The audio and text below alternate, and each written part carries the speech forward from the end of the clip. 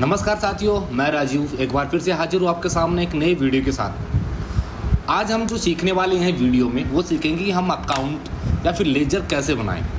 ईजीआरपी के अंदर हम लेजर कैसे बना सकते हैं, अकाउंट कैसे बना सकते हैं, उनके अंदर जो जानकारी है, जो डिटेल्स है वो कैसे फिल कर सकते हैं, कैसे हम इसी अकाउंट्स को मार्केटिंग पर्पज़ के लिए यूज कर सकते हैं ताकि हम हमारा कस्टमर हो या सप्लायर हो उसके साथ में एक अच्छा रिलेशनशिप बना सकें, ताकि हम लॉन्ग टर्म तक उसके साथ में काम कर सकें। तो चलिए स्टार्ट करते हैं आज का वीडियो। सबसे पहले हम हमारे जो सॉफ्टवेयर है, जो ईजी सॉफ्टवेयर है ईआरपी, उसको हम लॉगिन करते हैं। जैसे लॉगिन करते हैं हमारे सामने हमारे सॉफ्टवेयर का यूआई सामने ओपन होता है। तो सबसे पहले हम करेंगे कि अपने को लेजर बनाना है, अकाउंट बनाना है। किसी भी चीज़ को सेल करने से पहले या परचेज करने से पहले, बिल करना हो, कुछ भी करना हो, उससे पहले हमें करना क्या होता है कि हम ज़्यादातर काम जो भी होते हैं बिजनेस लाइन में हो गए, सिर्फ केस को छोड़ के अगर अपन केस के अलावा काम करते हैं या क्रेडिट पे काम करते हैं अपन कि भाई आज हमने सामान दिया तो पेमेंट किसी का 2 दिन बाद आता है, किसी का 5 दिन बाद आता है। उसके लिए हम क्या करते हैं, उनका हम एक लेजर बनाते हैं या कहीं हम उनका एक अकाउंट बनाते हैं ताकि उसमें सारी के सारी स्टेटमेंट जो है वो उसमें मेंशन रहे। हम जब भी हमें देखना हो हम उनके अकाउंट पे जाते हैं, डायरेक्ट वहाँ से उनका चेक कर लेते हैं कब इनका पेमेंट रिसीव हुआ है, कब इनको हमने माल बेचा था, क्या इनकी वॉइस जो इनवॉइस है, कितने इनके बिल नंबर हैं, वो सारी चीज़ें हमें एक जगह मिल सकें। तो स्टार्ट करते हैं हम कि हम लेजर कैसे बनाते हैं। तो सबसे पहले हम क्या करते हैं, हमारे जो यूआई है एक बार हम इसको समझते हैं। जो आपको जो ऊपर जो ये बार दिख रहा होगा, जो एक जहाँ पे मेन्यू बने हुए हैं, मास्टर एंट्रीज जो बने हुए हैं, हम इसको बोलते हैं मेन्यू बार। ये जो साइड में जो बने हुए हैं, जो क्विक पेमेंट है, लेजर है, डे बुक है, इनको बोलते हैं हम साइड बार।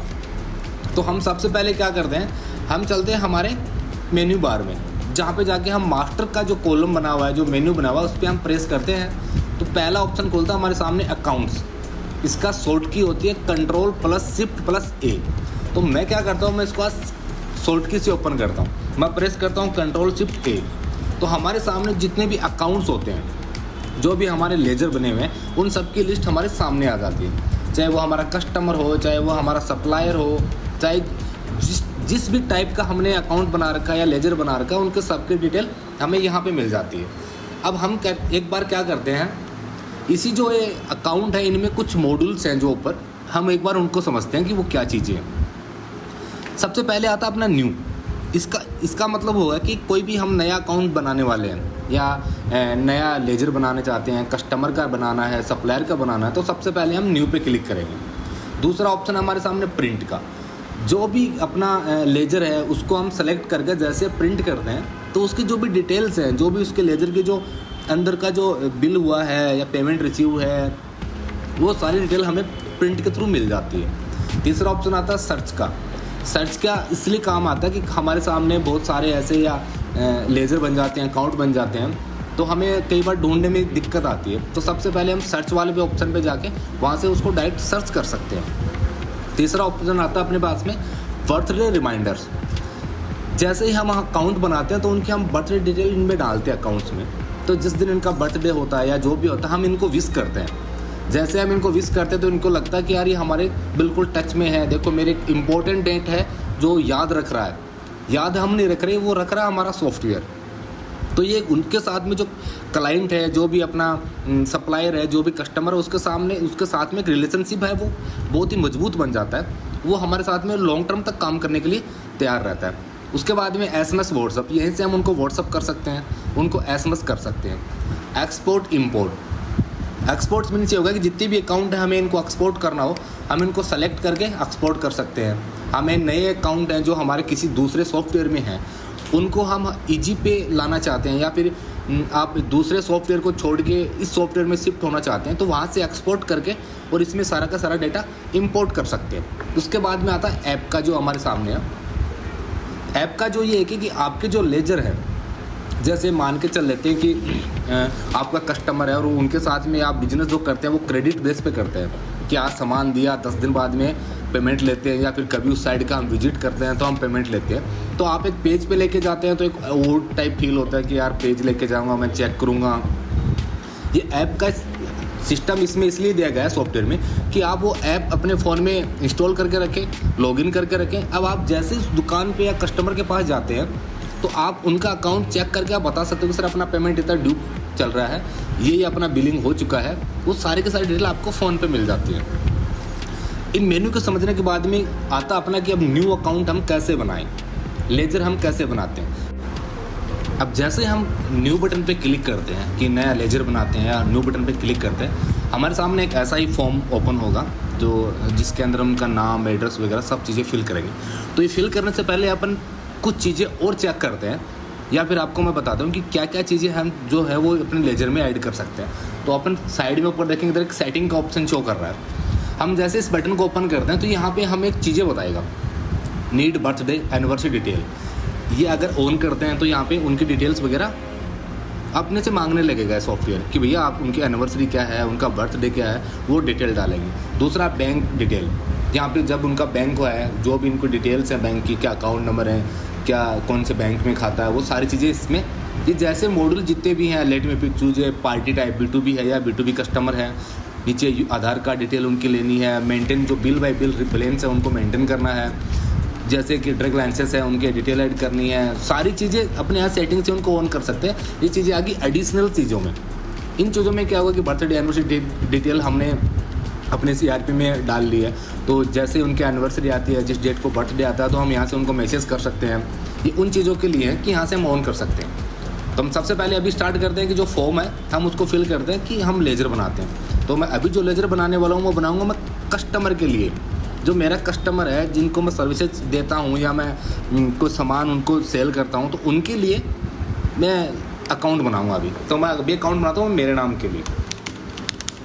थोड़ा सा मैं इसको फटाफट भी कर सकता हूँ, लेकिन आराम से आपको करके दिखाता हूँ। नाम लिखूँगा प्रिंट एज, ये जो नाम आया है ये किस नाम से मेरे को प्रिंट होना चाहिए, तो मैं चाहता हूँ कि मेरा राजीव नाम से प्रिंट हो। जैसे ही नीचे मैं एंटर करके आऊँगा तो यहाँ ग्रुप ओपन हो जाएंगे। अब मुझे देखना कि वो मेरा क्या है, कस्टमर है, मेरा सप्लायर है, या फिर मेरा वो बैंक अकाउंट है, जो भी चीज़ें होती है हम सेलेक्ट करेंगे। तो मैं यहाँ पे ऐड कर रहा हूँ कस्टमर को। तो मैं जैसे कस्टमर टाइप करूँगा तो मेरे सामने ओपन होके आ जाएगा कि भैया ये कस्टमर है। अब जैसे मैं यहाँ से कस्टमर है, तो मेरा कस्टमर है तो कस्टमर सेलेक्ट करूँगा। मेरा सप्लायर है तो मैं यहाँ पे डायरेक्ट सप्लायर ऐड कर दूँगा। मेरा जो भी रहेगा मैं यहाँ पे लिखता हूँ। अगर अदरवाइज वो आपको नहीं मिलता है कि आप जो चाहते हो वो अकाउंट नहीं है, तो आप उसको क्रिएट कर सकते हो। क्रिएट कैसे करना है, आपको प्लस के निशान पे जाना, डायरेक्ट जो प्लस का निशान शो कर रहा है इस पर क्लिक करना, यहाँ से वो ग्रुप ऐड कर सकते हो कि आपका क्या ग्रुप है। अब वो ग्रुप किसके अंडर रखना है वो आप यहाँ से सेलेक्ट कर सकते हो। जैसे आपने कोई भी ग्रुप बनाते हो तो वो अब किसके अंडर रखना है। अब जैसे इनकम हेड का मैं ग्रुप बनाता हूँ कि जैसे मेरे को किसी ने, मान के चलते हैं कि मेरे को किसी ने दान किया है, या फिर किसी ने कोई भी एनजीओ के थ्रू अपने को डोनेशन दिया है, तो मैं यहाँ पे वो डोनेशन का ग्रुप बनाऊंगा। अब मेरे को उनको रखना किस में है, मेरे को वो इनकम हेड में रखना है। तो मैं यहाँ से उनका इनकम हेड जो भी आएगा मैं सेलेक्ट कर लूँगा, या मैं फिर बैंक सेलेक्ट करूँगा तो डायरेक्ट मेरे बैंक में जाएगा। केस इन हैंड करूँ तो मेरे वो केस जो है वो मेरे हैंड में रहेगा कि मेरे पास इतना केस है।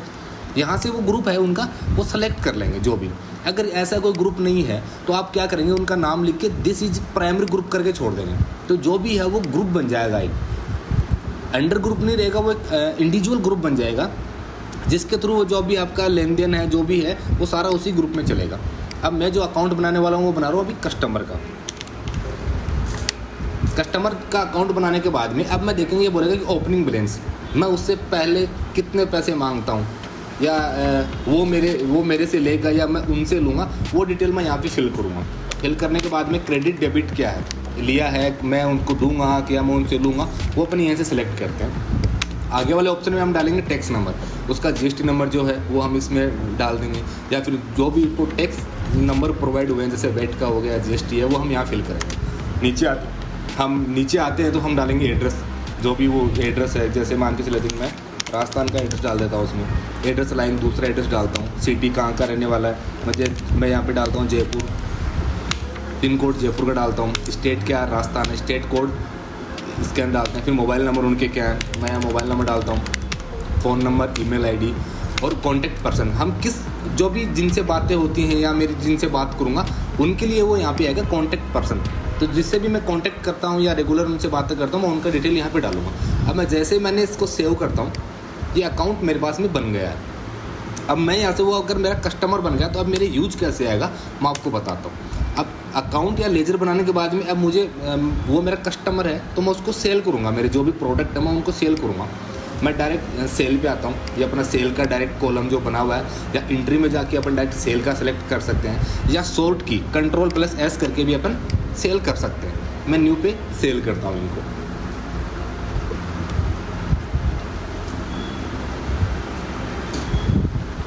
सेल वाले कॉलम पे आने के बाद में अपन डेट सेलेक्ट करते हैं, जो यहीं से अपने को पता चलेगा कि अपन की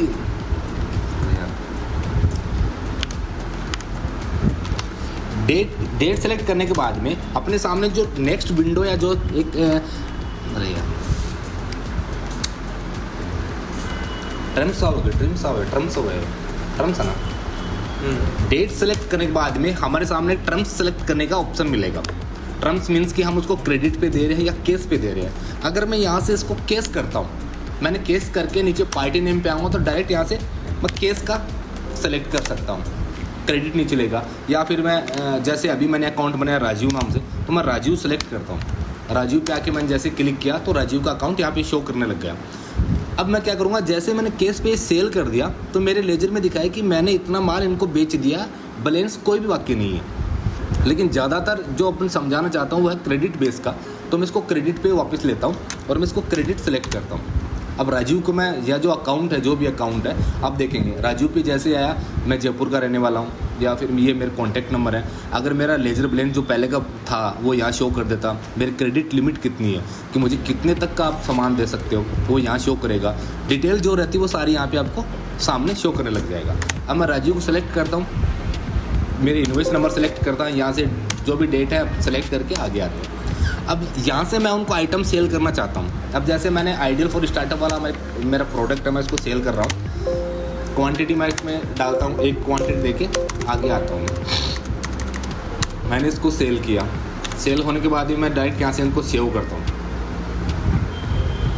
अब ये जो बिल बनाता है, टोटल बनाता 4999 का, 4,999 रुपये का ये बिल बनाता। ओके करता हूँ, प्रिंट नहीं करता हूँ, ये मेरा बिल हो गया। अब मैं जाके मेरा खुद का लेजर चेक करता हूँ कि मैंने कितने रुपए का सामान दिया।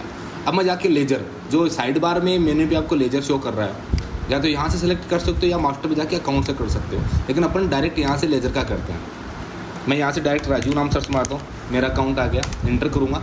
कब से कब तक का देखना है, मैं यहाँ से वो सेलेक्ट करूँगा डेट। मैंने 1 से 10 तक का किया, ओके करूँगा। जैसे ओके करूँगा ये दिखा देगा 10 तारीख को मैंने सेल किया था, बिल नंबर मेरा ये था, इतना अमाउंट था मेरा, और बैलेंस इतना बाकी है, क्योंकि मैंने बजट पेमेंट जो है वो दिया नहीं, मैंने क्रेडिट पे लिया। अब मैं क्या करता हूँ, मैं अब इनसे पेमेंट रिसीव करता हूँ कि मैं इनके पास गया हूँ, विजिट पे गया हूँ, तो इन्होंने मुझे ना जो पेमेंट है वो मेरे को पेमेंट दे दिया। अब इनका बैलेंस है 4,999 रुपये, अब इन्होंने दिए मुझे 3,000 रुपये, तो मैं 3,000 की एंट्री करता हूँ। रिसिप्ट की एंट्री, जो पैसा दिया उसकी एंट्री होगी हमेशा रिसिप्ट में, मैं जिसको पेमेंट किया वो रहेगी पेमेंट में। तो रिसिप्ट की एंट्रीज में जाके एक तो अपने पास में क्विक रिसिप्ट आ रहा है, इसको सेलेक्ट करते हैं, या फिर Ctrl+R इसकी सॉर्ट किया। मैं Ctrl+R यूज करता हूँ सॉर्ट की, मैंने Ctrl+R किया, ये मेरे सामने क्विक रिसिप्ट का ओपन हो गया। अब देखेंगे कई बार कन्फ्यूज होते हैं कि भैया क्विक रिसिप्ट क्या होता है, क्विक पेमेंट क्या होता है। तो क्विक रिसिप्ट का मैंने यहाँ पे आपको शो करा क्विक रिसिप्ट, उसके जस्ट आगे शो कर रहा है मनी इन, कि जो पैसा है वो पैसा आया है। कहाँ से पैसा आया है, वो चीज़ें हैं कि जो पेमेंट आया है, जो पैसा आया है उसकी एंट्री है। अब मैंने यहाँ से डेट सेलेक्ट की कि आज की डेट में मेरे पास पैसा आया, डेट सेलेक्ट की। अब पेमेंट मोड, उसने मुझे कैश दिया है, फ़ोनपे किया है, या मेरे बैंक में डाला है, या मुझे चेक दिया है, यहाँ से एंट्री करते हैं। तो मैं यहाँ पे कैश की एंट्री करता हूँ। कैश पे जगह रिसिप्ट नंबर ऑटोमेटिक रहेगा, क्योंकि मैं पेमेंट लेता रहता हूँ, देता रहता हूँ, तो यहाँ से रिसिप्ट मेरे आगे तक बने हुए हैं। जैसे रिसिप्ट पे आके बाद इंटर करता हूँ तो अकाउंट, किस अकाउंट के लिए मेरे पास पैसा आया या किसने मुझे पैसा दिया, तो मैंने राजीव का अकाउंट ओपन करता हूँ, फिर से इंटर करता हूँ, अमाउंट पे आ गए। अब ये यहाँ अमाउंट का है कि भैया कितना रुपया जो है, कितना रुपया इसने मुझे दिया है, तो इसने मुझे 3,000 रुपये दिए। आगे करता हूँ, डिस्काउंट मैंने कोई दिया नहीं, रिमार्क। अब मैं यहाँ पे उनका डाल सकता हूँ कि जो भी रिमार्क है कि बिल नंबर इतने का पेमेंट आया था, जैसे मैंने किया, बिल नंबर जो भी है उसका आया है, सेव करता हूँ, इसकी एंट्री मेरे पास में सेव हो गई। अब ये देखेंगे कि अब राजीव ने मुझे 3,000 रुपये दे भी दिए, अब राजू के मैं कितना पेमेंट मांगता हूँ या बैलेंस राजू में अभी मेरा कितना है, अब मैं वो चेक करता हूँ। अब मैं जैसे इसको क्लोज करता हूँ, एक बार रिफ्रेश कर लेते हैं अपन, लेजर पे आते हैं, यहाँ से डायरेक्ट मैं राजू सेलेक्ट करता हूँ, राजू सर्च करता हूँ, राजू सेलेक्ट किया, डेट इंटर किया। अब देखेंगे आप, मैंने पहले सेल किया था, बिल नंबर ये था, 4,099 रुपये बन रहे थे इनके, बैलेंस उस टाइम पे इनका इतना बोल रहा था। लेकिन आज मैंने क्विक रिसिप्ट है, मेरे पास कैश रिसीव हुआ है, रिसिप्ट नंबर मेरे पास 42 है, बिल नंबर मेरे पास में ये था।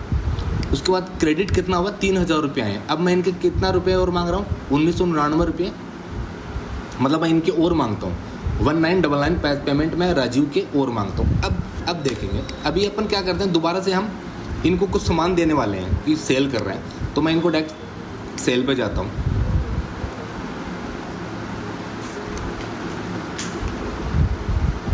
टाइम बोला होगा, डेट सेलेक्ट करते हैं, क्रेडिट पे आते हैं, पार्टी नेम पे जैसे ही पार्टी नेम पे आते हैं, मैं यहाँ पे मेरा नाम सर्च करता हूँ, इंटर करता हूँ। अब देखना, जैसे मैंने इंटर किया, अब ऊपर देखेंगे बैलेंस, यहाँ पे शो कर रहा है कि पहले राजीव के इतना अमाउंट और पेंडिंग पड़ा है, हम राजीव के इतने रुपये और मांग रहे हैं। एक तो आपको यहाँ पे शो कर देगा। दूसरा अपन जाते हैं कि लेजर पूरा निकाल के मुझे उसका व्यू देखना है या मुझे चेक करना है, करते हैं अपन मास्टर पैक अकाउंट्स पे आता हूँ। अब वो सर्च वाला अब यूज़ करके दिखाता हूँ कि सर्च बार कैसे काम करेगा। जैसे अभी इसमें बहुत सारे अकाउंट है, राजीव नाम बहुत नीचे भी मिलेगा, तो मैं यहाँ से डायरेक्ट सर्च पे जाता हूँ, अकाउंट नेम से सर्च करता हूँ। मैं यहाँ डायरेक्ट लिखता हूँ राजीव, यहाँ से सर्च करता हूँ, अब ये राजीव आ गया। अकाउंट कस्टमर है, जयपुर सिटी है, नंबर है। अब देखो लेजर, यहाँ पे शो करा लेजर लास्ट में, मैं इस पर क्लिक करता हूँ। अब यहाँ पे दोबारा मेरे को सेम टू सेम ऐसा कैसा दिखा दे। अब मेरे को एक प्रिंट करना है कि उसने बोल दिया क्लाइंट ने कि सर वो मेरे को पेमेंट कितना गया कितना आया, अब मुझे उसकी एक बार प्रिंट दे दो। मैं यहाँ से प्रिंट करता हूँ।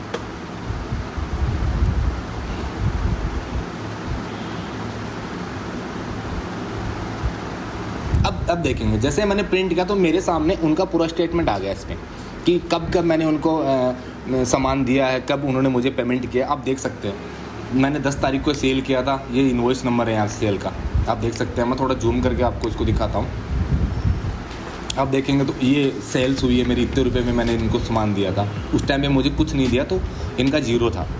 उसके बाद रिसिप्ट हुआ, उन्होंने मेरे को पेमेंट किया, जब मैं विजिट पे गया उन्होंने मुझे 3,000 रुपये दिए। 3,000 देने के बाद में इनके 1,999 रुपये पेंडिंग रह गए कि इतना बैलेंस और बाकी है। तो यहाँ से देखेंगे आप 1,999 रुपये अभी भी पेंडिंग बोल रहा है।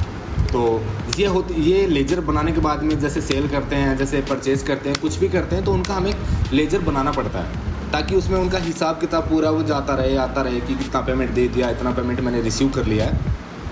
उसके हिसाब से हम उनको पार्टी को देख भी सकते हैं कि हाँ इनका पेमेंट टाइमली आ रहा है कि नहीं आ रहा, या फिर ये डिले कर रहे हैं। जो भी चीज़ें रहती हैं वो सारी हम एक लेजर के थ्रू चेक कर सकते हैं। तो आज हमने क्या सीखा, आज हमने सीखा कि हम लेजर कैसे बना सकते हैं, कैसे हम सेल करके कैसे हम पेमेंट रिसीव कर सकते हैं उनसे, और कैसे उनका लेजर हम मेंटेन कर सकते हैं। अगर आपको वीडियो अच्छा लगा तो मैं उम्मीद करता हूँ आप वीडियो को लाइक करेंगे, चैनल को सब्सक्राइब करेंगे, और ऐसे ही वीडियो और जानकारी के लिए हमारे साथ जुड़े रहें। Thank you.